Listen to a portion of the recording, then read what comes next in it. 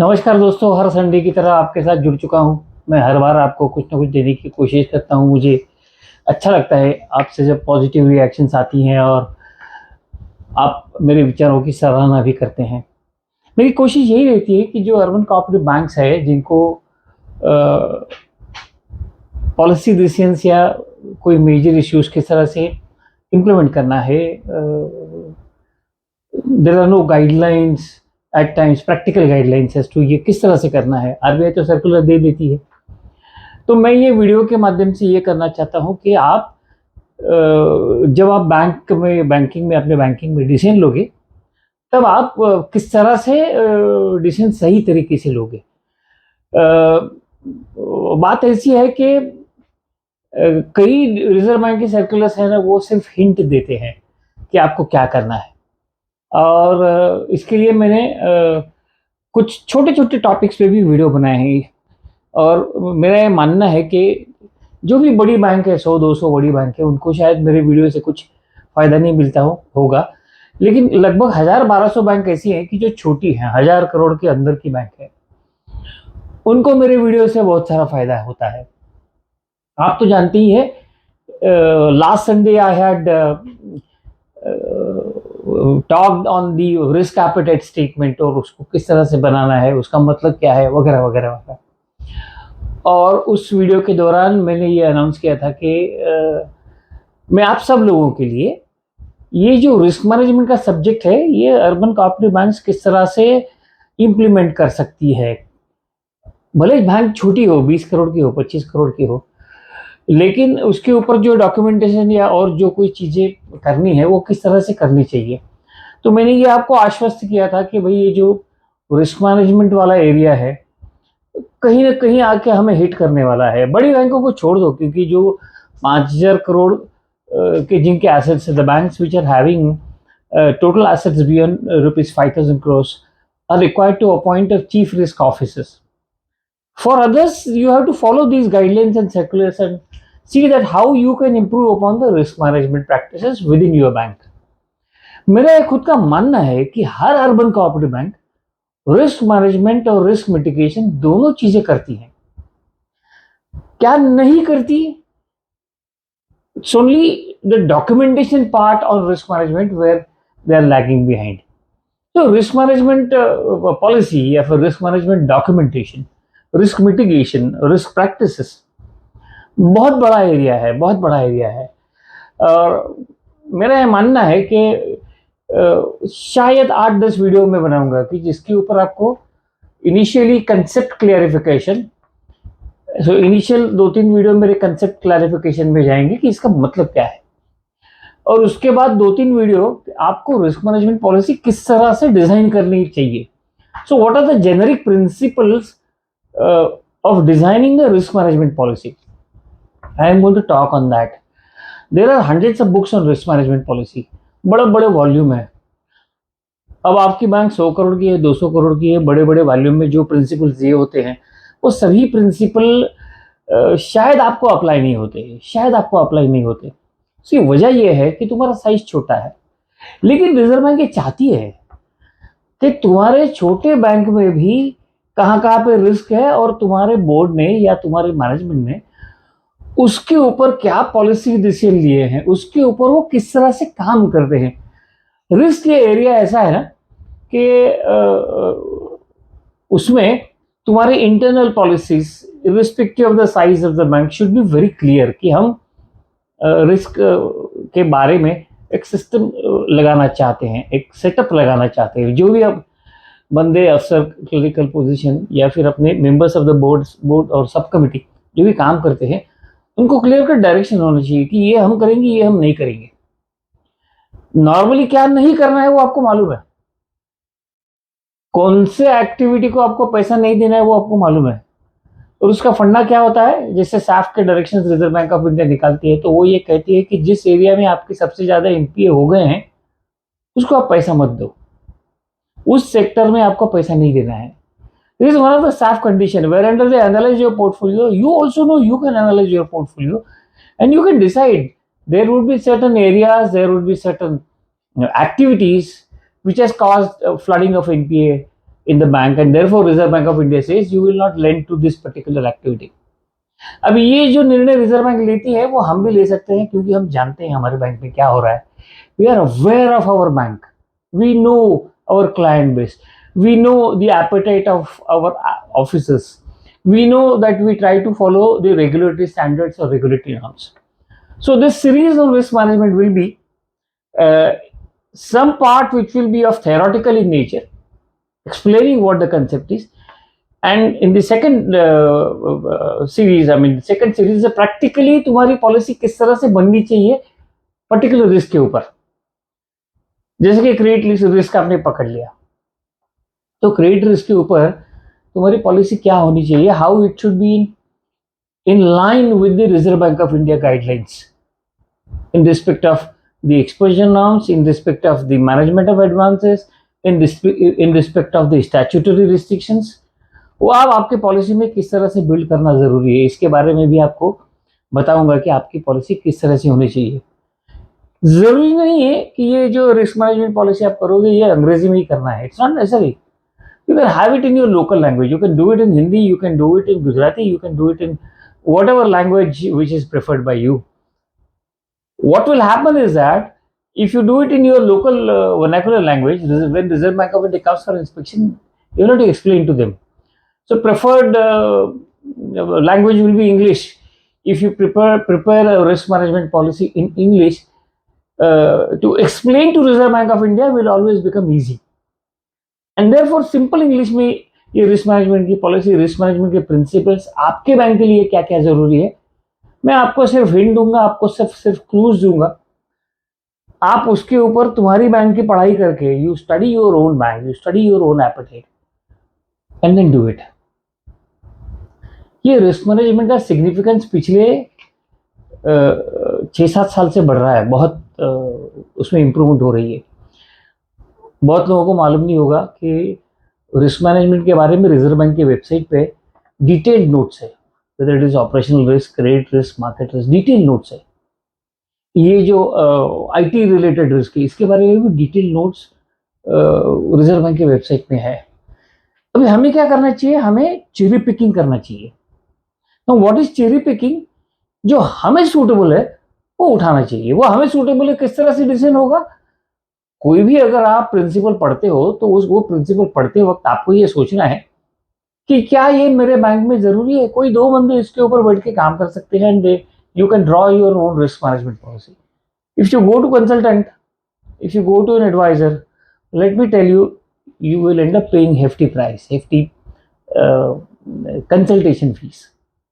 क्यों देना? अगर हम बैंकिंग करते हैं, हम बैंकिंग किस तरह से करना है वो जानते हैं, पिछले कई दशकों से हम बैंकिंग कर रहे हैं, तो हमें कंसल्टेंट नहीं चाहिए ना, हम समझ के कर सकते हैं. And that's where I am going to help you. I am going to help you in designing your own risk management policy, actually implementing that, and then will also help you in concept clearance. So initial 2-3 episode I'll be devoting for concept clearance. You can come back again and again and visit or listen to these videos, get your concepts cleared. These concepts can also be referred into the Reserve Bank of India notes which are available on website. You do a cherry picking and devise your own risk management policy. So the series will be risk management policy framework, how to do it and how to implement it. To start with, in this today's first episode, I'm going to talk a little bit about risk. It's commonly stated that if you don't take risk, you don't get rewards. Banking is a risky business. Banking itself is a risky business. And when I say this, इसकी वजह यह है कि हर जो भी आप कोई action लेते हैं उसका रिएक्शन होता है, और ये जो रिएक्शन होता है अगर वो अपने बेनिफिट में जाता है तो रिस्क नहीं है, लेकिन अगर उससे लॉस होने वाला है तो रिस्क है. Risk management practice reserve bank of India insist क्यों कर रही है? आपको याद होगा मैंने एक डिपॉजिटर्स प्रोटेक्शन के बारे में एक वीडियो बनाया था. तो रिजर्व बैंक ये चाहती है कि आप पब्लिक का पैसा यूज करोगे, you will be using public money and then you can not squander it away on unscrupulous borrowers. इसका मतलब ये है कि आप अपने जेब में से जैसे पैसे देते हो किसी को, उस वक्त आप रिस्क एसेस करते हो. अगर किसी को पैसा देना है तुम एसेस करते हो कि भाई मैंने दे दिया, ये दान दे दिया, ये बंदा वापस करने नहीं वाला है, और कई बार आप देते हैं भूल जाते हैं। Can you do it in banking? I don't think so. I don't think so. You are aware. You are basically aware. You have been running a bank for quite a few years. You are aware that when you give money, you have to ensure that it comes back to you. And जो भी आप कोई action लेते हैं, वो action जो आप लेते हैं, अगर तुम्हारे बैंक के इंटरेस्ट के खिलाफ है, कोई भी एक्शन हो, लेंडिंग का हो, टेक्नोलॉजी प्रोक्योरमेंट का हो, अगर उसमें आपके इंटरेस्ट, आपके बैंक के इंटरेस्ट इंपैक्ट होते हैं, तो उसमें रिस्क एम्बेडेड है, उसमें रिस्क है। और रिस्क का दूसरा मतलब ये भी आता है कि हमारी एक्शन से अगर कोई नेगेटिव रिजल्ट आता है, जैसे लॉस होना या फिर अकाउंट एमपी होना, रिस्क है। मैं सिंपल चीजें आपको बता रहा हूं कि कई बार चीजें तुम्हारे कंट्रोल में नहीं होती है, तुमको समझ नहीं आता है, किसी बैंकर को समझ में नहीं आता, लेकिन कल जाके उसमें रिस्क दिखती है और बैंक लॉस कर बैठती है। रिस्क को ऐसा भी कहा गया है, risk care, which means to dare. हम लोग अगर डेयरिंग करते हैं फॉर पोटेंशियल लॉस, इसका मतलब ये है कि हम रिस्क लेते हैं। और आपको ये देखना है, लालच बुरी बला है, लालच जिंदगी में ही बुरी बला है। इंडिविजुअल लाइफ में भी अगर कोई संस्था मार्केट रेट से ज्यादा इंटरेस्ट दे रही हो, इसका मतलब ये है कि there is a risk of default. So any organisation which gives you reasonable return, reasonable interest rates, the risk is factored into. तो रिस्क का मतलब ये है कि या तो आप अगर रिस्क लेते हो तो आपका प्रॉफिट बढ़ जाएगा, अच्छा होगा प्रॉफिट, या फिर अगर आप रिस्क लेते हो जिसमें आप कोई कैलकुलेशन नहीं करते हो, ह्यूज लॉसेस यू विल इनकर।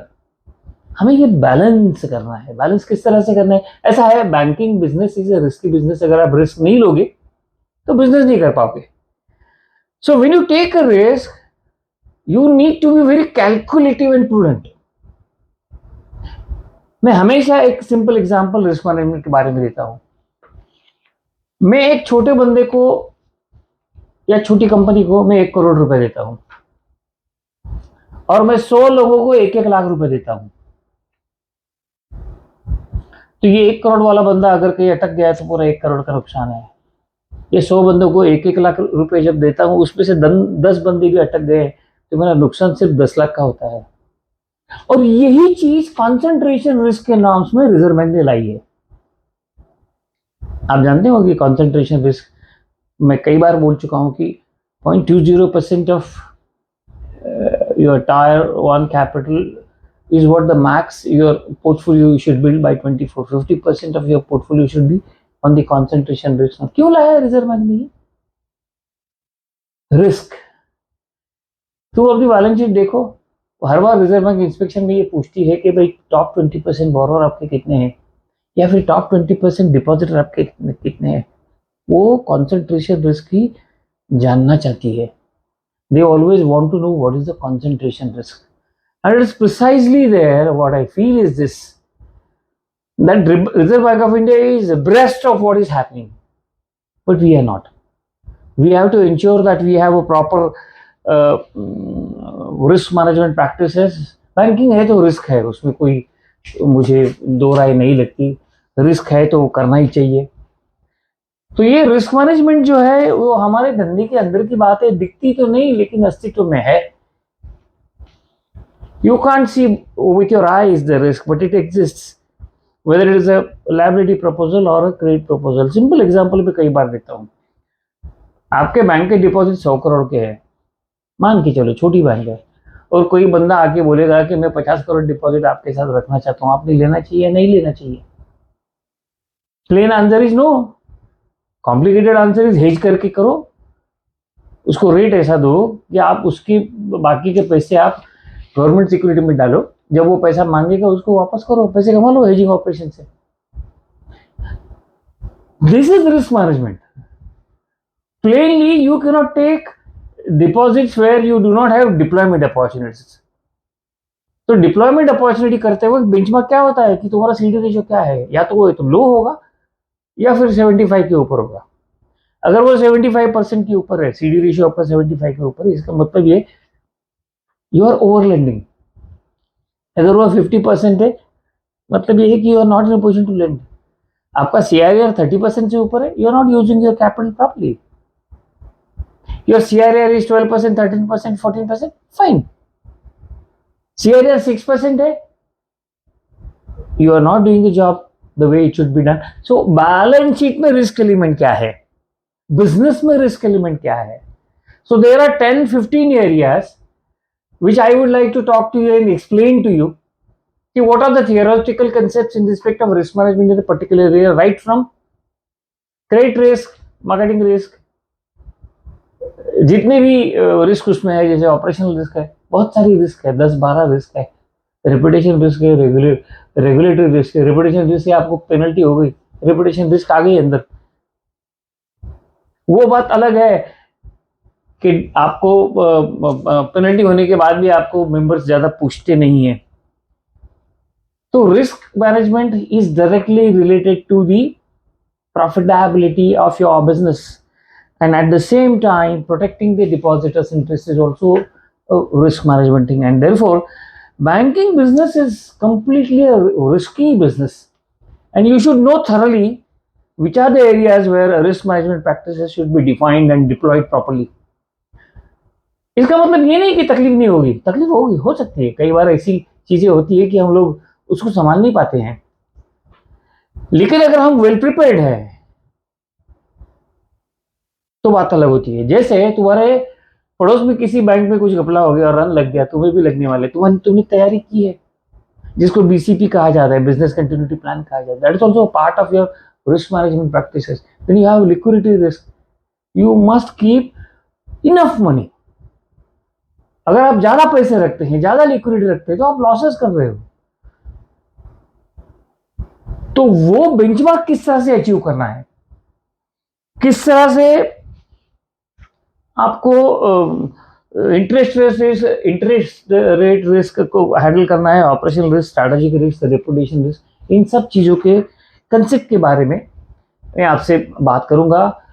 इनको मेजर कैसे करना है, इसमें जजमेंट किस तरह से लेना है, और आपको ये भी सोचना है कि आपके पास अच्छा प्रोविजनिंग होना चाहिए. ये प्रोविजनिंग जो होगा वो कुशन होगा. कोई भी रिस्क को अगर आपको फेस करना है तो आपके जो रिजर्व्स है वो कुशन करके काम करते हैं. तो हम लोग टेक्निकली इसमें जो रेगुलेटरी गाइडलाइंस है ना, उसके ऊपर बात नहीं करेंगे. हम लोग सिर्फ पहले थ्योरी से समझ लेंगे सब क्या है ये चीजें, and then would like to draw what are the contents that you should have in respect of each of the risk that you face. So what are the risk mitigation measures and what are the circumventions which you can provide.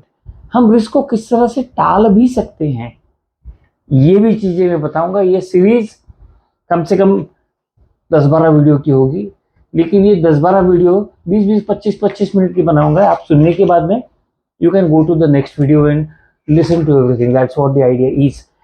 So this is just the opener. I'll be talking about various risk concept and how the urban cooperative banks handle the risk that they have identified. आपको अगर मेरे विचार, मेरे videos अच्छे लगते हैं तो मेरी ये रिक्वेस्ट है कि आप इनको लाइक करिए, सब्सक्राइब करिए, शेयर कीजिएगा, सवाल पूछिएगा. Risk management is something which cannot be taught. Risk management is every institution's perception about their own business. Risk management is dedicated involvement of the members of the board. अगर members of the board serious नहीं है तो ये जो मैं risk management के बारे में बताने वाला हूँ उसका कोई फायदा नहीं होगा. उसका फायदा होने के लिए आपको ये सोचना है कि entire bank's entire team works in cohesion to arrive at the proper risk management practices in 10 or 12 areas which can take the bank forward or take it down.